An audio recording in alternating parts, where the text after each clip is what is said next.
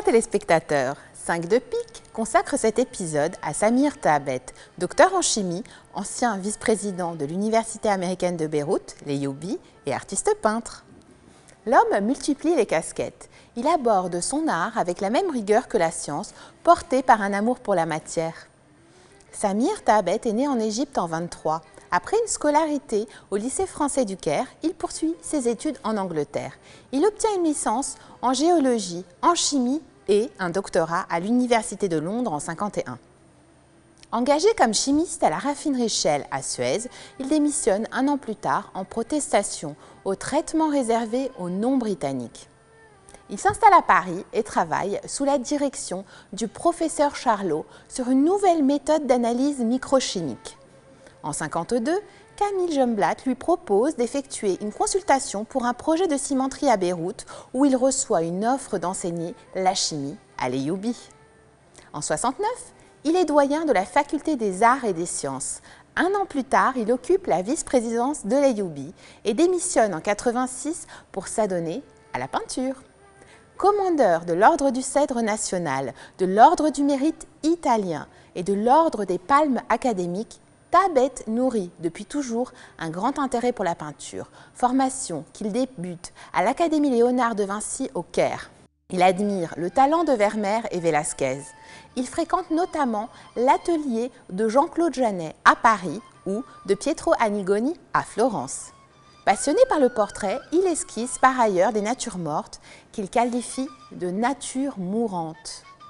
Les représentations peintes d'objets non inanimés est le genre qu'il affectionne. Samir Thabet tient sa première exposition à Beyrouth en 1987. Il reverse toujours l'intégralité de la vente de ses œuvres aux bourses universitaires et à diverses associations au Liban.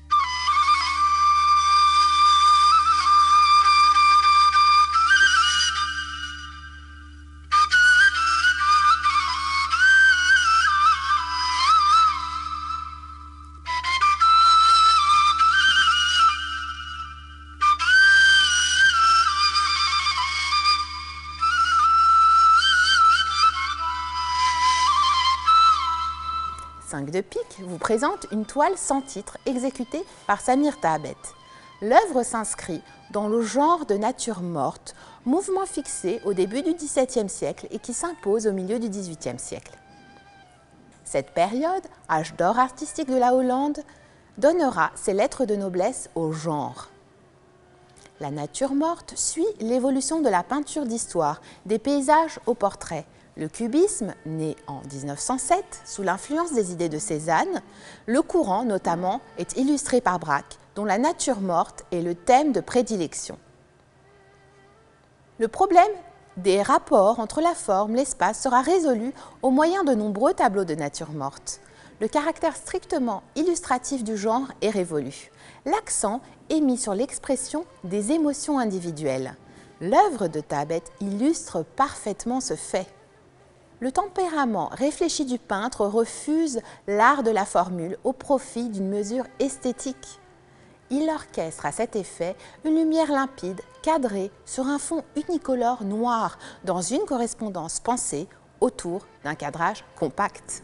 Il équilibre par ses moyens les exigences de son tempérament, les leçons tirées de ses expériences et les impératifs liés à un ordre plastique exigeant.